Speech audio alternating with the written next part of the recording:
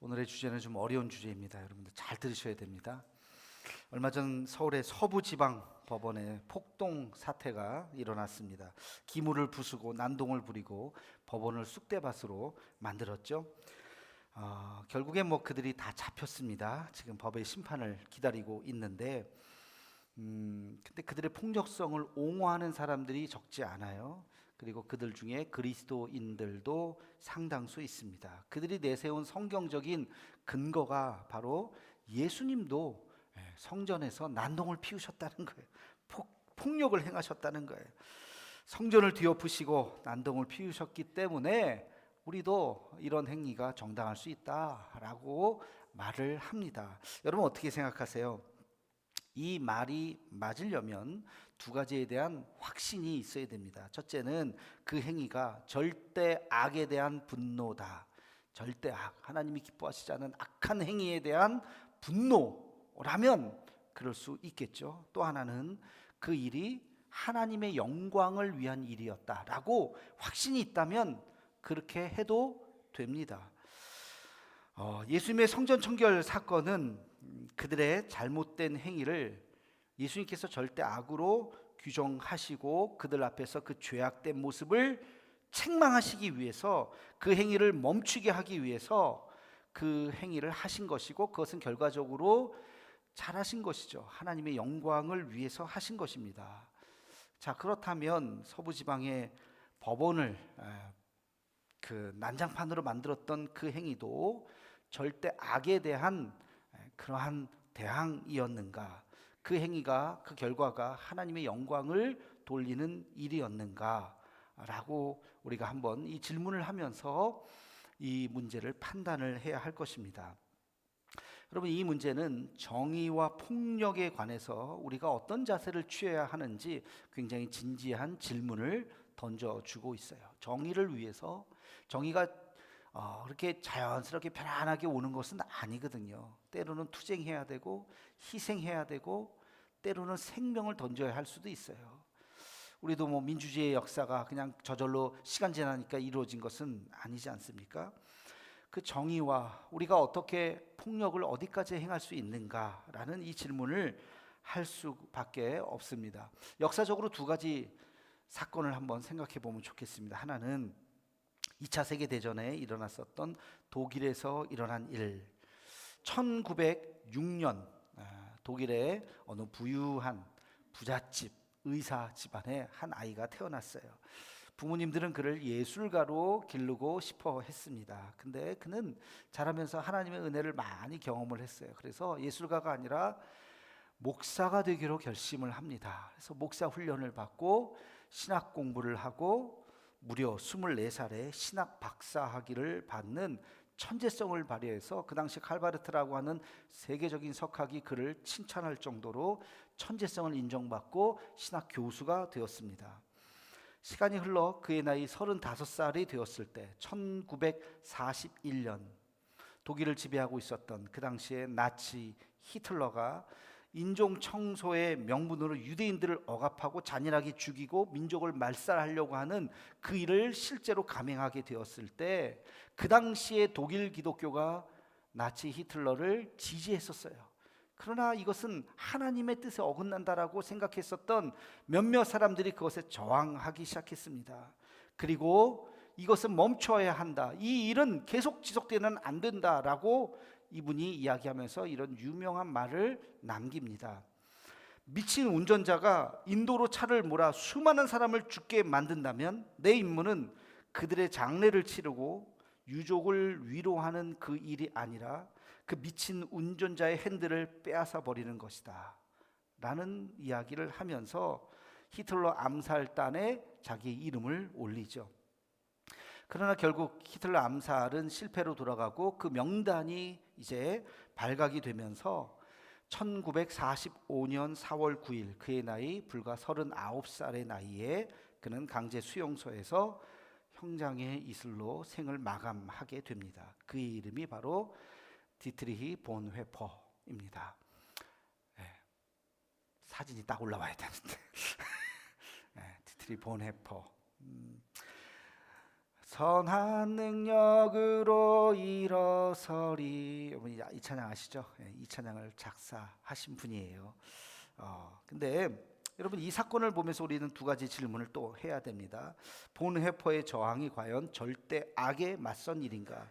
다시 말해서 히틀러는 그 당시에 우리가 절대 악이라고 말할 수 있는가? 또 한 가지는 그의 암살 시도가, 히틀러를 암살하려고 하는 그의 시도가 하나님의 영광과 관련이 있는 것인가? 자신의 이익에 부합한 것이 아니라 모두의 이익에 부합한 일인가? 라는 이 질문을 우리는 똑같이 해 보아야 하는 것이죠. 또 한 가지 예가 있습니다. 1960년대 남미에서 벌어진 일이에요. 브라질, 아르헨티나, 칠레, 엘살바도르라고 하는 그런 많은 나라들이 당시에 군사 쿠데타가 일어났어요. 이유는 공산주의 확산을 막아야 한다라는 이유로 군사 쿠데타가 일어나서 그 정권을 장악합니다. 그들이 뭐 잘하고 민간 정권에 넘겨줬으면 문제가 없는데 그렇지 않았다는 거예요. 독재로 이어지고 수많은 사람들을 억압하고 자유를 억압하고 그리고 그 소수의 사람만이 배불리 먹고 굉장히 많은 국민들은 큰 어려움을 빠뜨렸던 그 시대였습니다.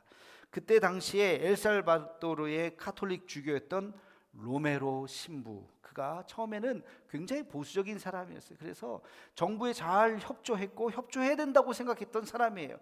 이 정부도 하나님이 허락하신 정부다라고 이 정부에 잘 협조를 했습니다. 그런데 그가 사랑했던 자기 친구 그란데라고 하는 신부가 가난한 농민들을 옹호하고 그들을 위해서 살다가 정부에 의해서 암살이 되었습니다. 이 사건은 그에게 로메로 신부에게 큰 충격을 주었어요. 그리고 총을 들고 있었던 그 당시의 군인 청년들을 향해서 라디오를 통해서 이런 이야기를 합니다. 그대 형제들이여, 그대들은 그대들의 형제인 농민들을 지금 죽이고 있습니다. 어떤 군인도 무고한 국민을 죽이는 그 어떤 상부의 명령에 따라서는 안 됩니다. 하나님의 뜻을 거스르는 명령에 복종해서는 안 됩니다. 나는 그대들에게 요구하고 부탁하고 명령합니다. 총을 거두고 탄압을 중지해 주십시오 라고 방송을 통해서, 라디오 방송을 통해서 이야기를 합니다. 그 당시에 정부가 그 얘기를 듣고 어떻게 생각했겠습니까? 깜짝 놀랐겠죠. 결국엔 그는 1980년 3월 24일 군부 세력에 의해서 미사를 집례하는 그 도중에 어떤 괴한에 의해서 총으로 암살당하고 죽게 되었습니다. 로메로 신부, 저 어렸을 때 고등학교 때인 것 같은데 영화가 있어요. 아마 찾아보면 있을 겁니다. 로메로라고 하는, 그 보면서 제가 비록 카톨릭 이야기이긴 하지만 굉장히 큰 감명을 기뻤던, 감동을 받았던 기억이 있습니다. 여러분, 이 사건을 보면서도 우리는 똑같은 질문을 해야 됩니다. 그의 저항이 과연 절대 악에 맞선 저항이었는가? 그의 저항은 개인의 영광이었을까? 아니면 하나님의 영광을 위한 것이었을까? 여러분, 지금도 이 현실 세계에서 일어나는 많은 폭력적인 사태들이 있어요.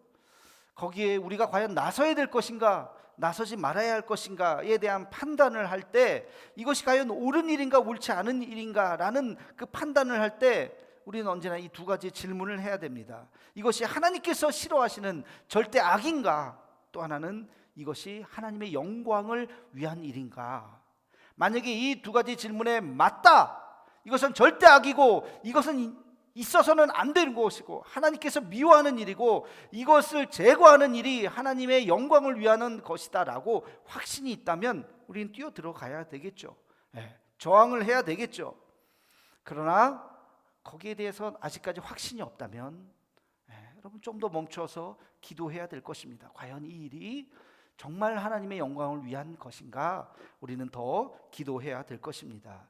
자, 그런 의미에서 오늘 본문 말씀, 예수님의 성전 청결, 이 사건은 이 혼란스러운 이 세상을 바라보는 아주 중요한 시각을 우리에게 주고 있습니다. 우리에게 있어서 믿음이 무엇인가, 특별히 행동하는 신앙이란 어떻게 우리가 이 신앙으로 세상으로 나가야 할 것인가 하는 귀한 교훈을 얻는 이 시간이 되기를 주님의 이름으로 축원합니다. 성전 청결 사건의 첫 번째 신앙적 교훈은, 거룩한 분노는 세상을 변화시킨다는 것입니다. 여러분, 거룩한 분노는 세상을 변화시킵니다. 다시 말하면 거룩한 분노가 있어야 세상이 변화되는 것. 세상의 변화가 만족합니다, 여기가 좋습니다, 이 정도면 됩니다 라고 하면 이 세상이 뭐가 변하겠어요? 그대로 가겠죠. 그러나 내 마음속에 분노가 있어야 돼요. 거룩한 분노가 있을 때 이 잘못된 세상을 바꾸어 나갈 수 있는 것이죠. 분노에는 두 가지가 있습니다. 하나는 개인적 분노가 있어요. 세상적 분노가 있어요. 또 하나는 지금 말씀드린 것처럼 거룩한 분노가 있습니다. 세상적 분노는 내 감정에서 나온 거예요. 내 욕구 불만에서 나온 거예요. 즉흥적이고 순간적이고 자기 자신을 위해서, 또 자기가 속해 있는 그 일부의 공동체만을 위해서 분노하는 그 마음, 이거는 개인적 분노예요. 세상적 분노예요.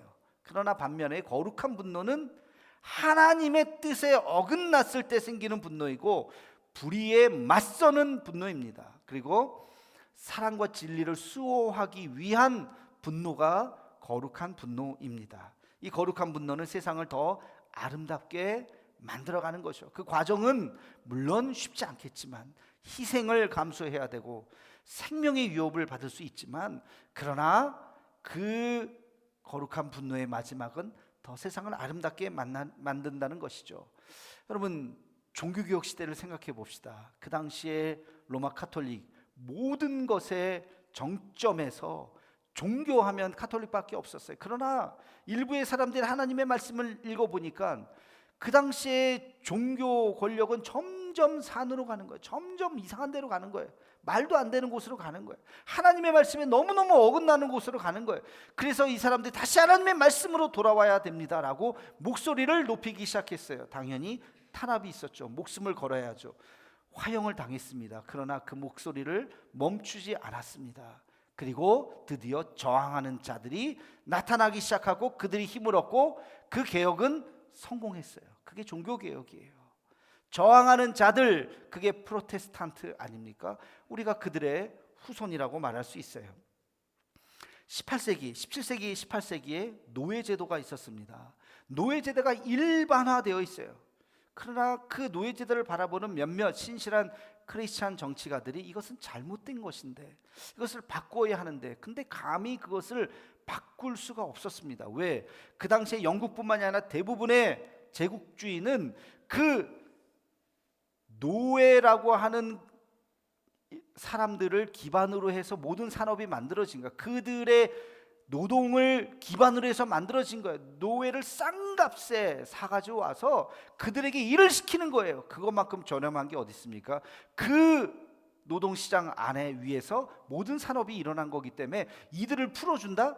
상상할 수가 없었던 거예요. 그러나 그들도 인간이다, 그들도 하나님께서 만드신 하나님의 피조물이다 라고 하는 것을 몇몇 사람들은 깨닫고 이 일을 바꾸기 위해서 애썼습니다. 물론 오랜 시간이 걸렸죠. 그러나 결국 노예는 해방이 되었습니다. 그리고 산업의 구조는 달라지게 된 것입니다.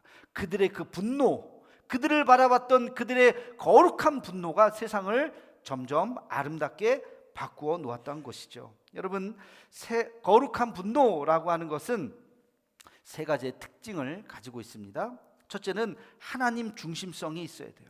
하나님의 이름이 모욕당할 때 우리는 거룩한 분노를 느껴야 됩니다. 하나님의 진리가 훼손당할 때 우리는 거룩한 분노를 느껴야 돼요. 하나님의 나라가 침범당할 때 우리는 거룩한 분노를 느껴야 됩니다. 골리앗 앞에 선 다윗을 상상해 봅시다. 왜 다윗이 분노했겠습니까? 골리앗이 하나님의 이름을 모욕했거든요.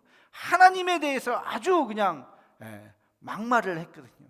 그 얘기를 듣고 가만히 있다면 그 신앙인이 아니죠. 다윗은 참을 수 없었어요. 그 얘기를 들으면서 내가 죽으면 죽었지 어떻게 저렇게 하나님의 이름을 모욕하는가 라고 이야기를 하면서 골리앗 앞에 섰던 것입니다. 여러분, 시내산에서 모세가 십계명을 받아서 내려오게 되었을 때 밑에서 무슨 일이 일어났죠? 금송아지를 만들고 잔치를 벌이고 우리를 이끄는 것은 이 금송아지라고 그들이 축제를 벌이고 있었어요. 그때 모세가 분노했습니다. 어떻게 하나님이 우리를 여기까지 인도해 주셨는데 홍해를 갖는 것을 그들이 체험했는데 금송아지를 만들어 놓고서 춤을 추고 앉았다? 모세가 얼마나 화가 났으면 그 십계명 돌판을 깨버렸겠습니까? 그 분노, 하나님의 이름이 모욕당할 때의 그 분노. 이스라엘 백성들이 시딤에서 모압 여인들과 집단으로 음행을 했습니다. 그 유혹에 다 넘어가서 이스라엘의 젊은이들이 다 음행을 하고 있었던 그 모습을 보면서 분노에 찼던 젊은 제사장 비느하스가 창을 가지고 하나님의 심판을 거기서 벌였던 것입니다. 여러분, 하나님의 나라가 침범당하고 하나님의 진리가 훼손당할 때 우리는 가만히 있을 수가 없지요.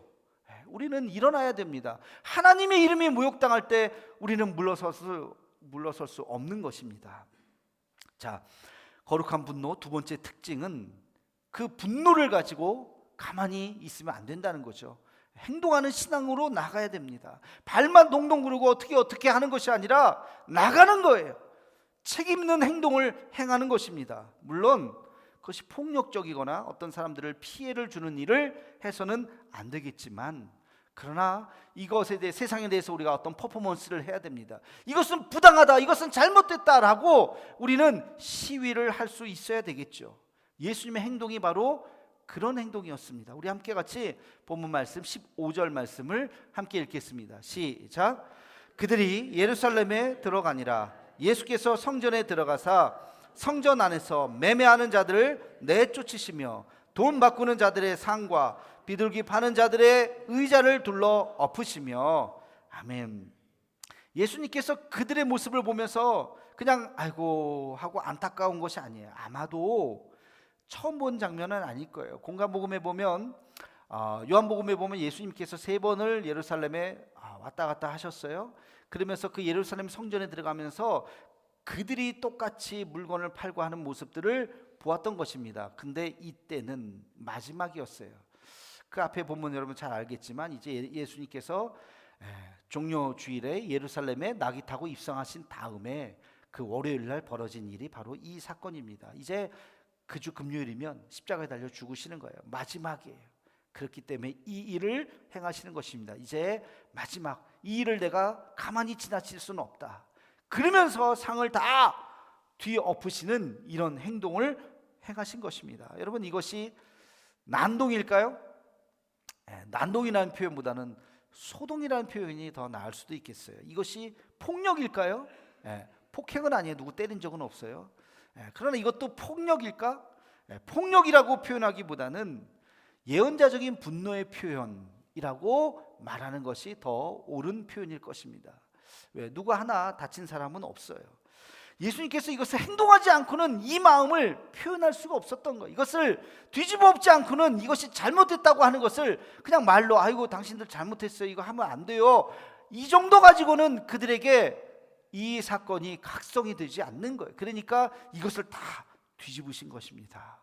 여러분, 행동해야 돼요. 우리 그리스도인들은 그냥 가만히 기도만 하는 것이 아니라 기도하고 확신이 온다면, 하나님의 때가 이르렀다면 나가야 되는 것입니다. 행동하는 우리 그리스도인이 되시기를 주님의 이름으로 축원합니다. 그런데 세 번째 특징이 또 한 가지 있어요. 그 결과가 어떤 사람을 죽이거나 전쟁을 하거나 어떤 세상을 멸망시키는 그런 일이 아니라 그 결과가 사랑과 용서의 방법으로 가야 한다는 것입니다. 여러분, 예수님의 그 행위의 그 결과는 사랑과 용서로 가야 되는 거예요. 우리의 분노의 끝은 사랑과 용서예요.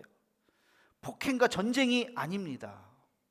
13세기에 어떤 일이 있었냐면, 예루살렘이 이슬람들에 의해서 전부 다 점령을 당했어요. 그 당시만 하더라도 예루살렘에 성지순례를 갔다 와야 구원을 받는다고 하는 그러한 말씀이 있어서 예루살렘에 가야 돼요. 근데 갈 수가 없어요. 이슬람이 다 장악을 했기 때문에. 그래서 일으킨 것이 십자군 전쟁이에요.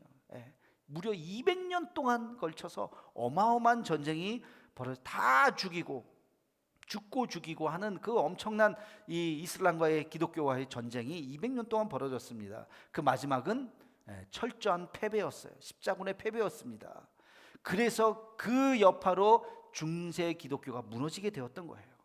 이 분노가 거룩함으로 시작했을지는 모르지만 사랑과 용서의 방법이 아니라 폭행과 폭력과 죽음의 방법으로 이 문제를 해결하려고 하는 것은 망하고 마는 것입니다.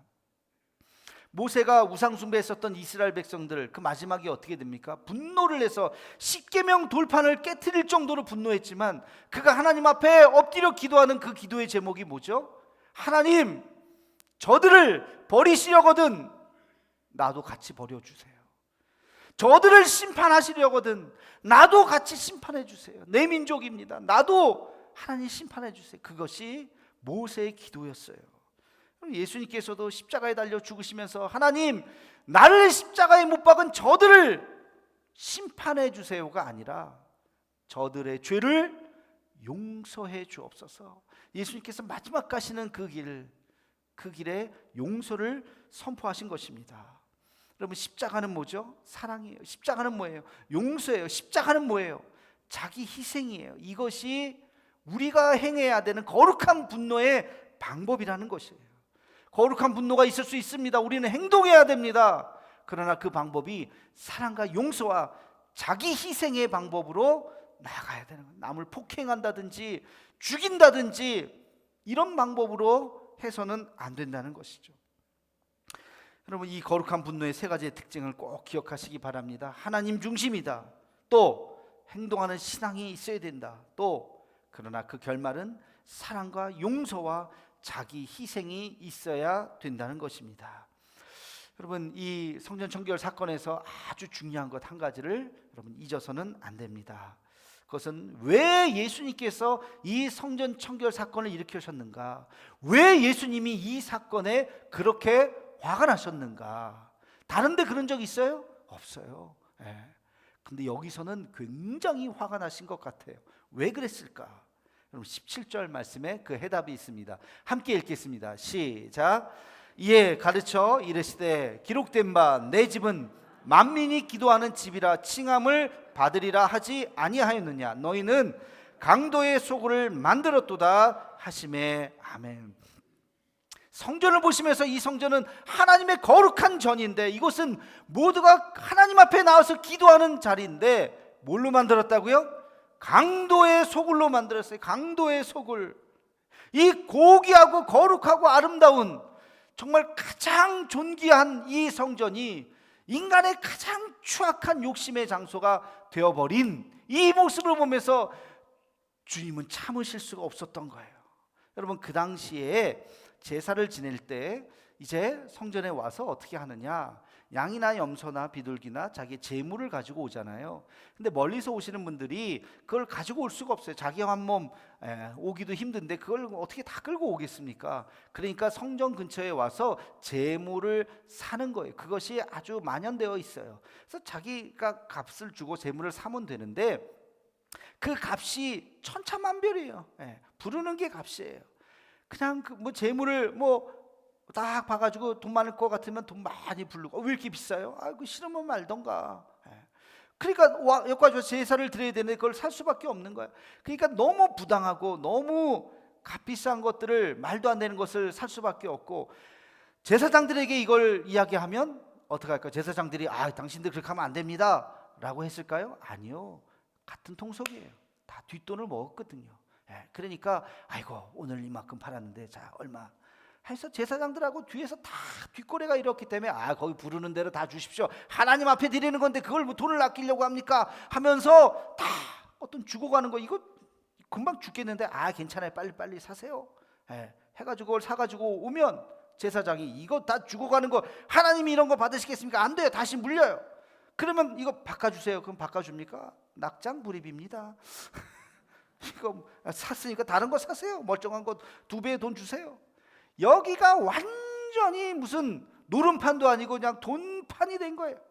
주님이 그걸 보신 거예요.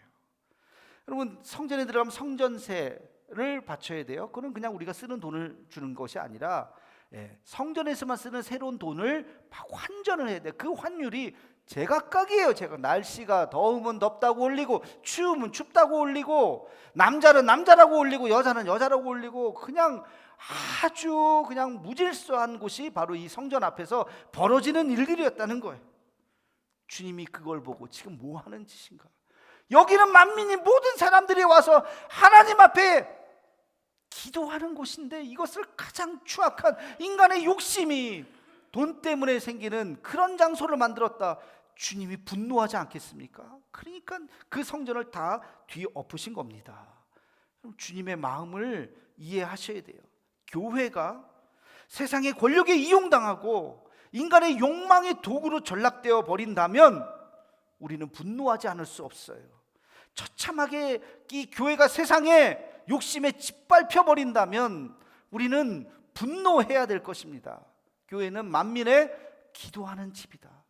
다시 말해서 가장 영적인 곳이고 가장 거룩한 곳이고 오직 하나님만이 영광을 받으시는 곳이 이 교회가 되어야 합니다. 그런데 이 교회가 타락을 해버린다면 어디로 가겠습니까? 갈 데가 없어요. 모든 인간의 욕망이 있다 할지라도 이곳에서만큼은 멈춰야 돼요. 주여, 나는 죄인입니다. 나는 죄인입니다. 그 신을 벗고 거룩한 장소에 와서 하나님 앞에 눈물로 회개해야 되는 곳이 교회가 되어야 할 줄로 믿습니다. 교회가 타락한다면 세상에 희망이 없는 것이죠. 저는 오늘 말씀을 묵상하면서 여러분들에게 부탁과 당부와 또 여러분들에게 꼭 말씀을 드리고 싶은 것이 있어요. 그게 뭐냐면, 여러분 교회 와서 내가 교회에 뭐 좀 해준다고 착각하지 마시기 바랍니다.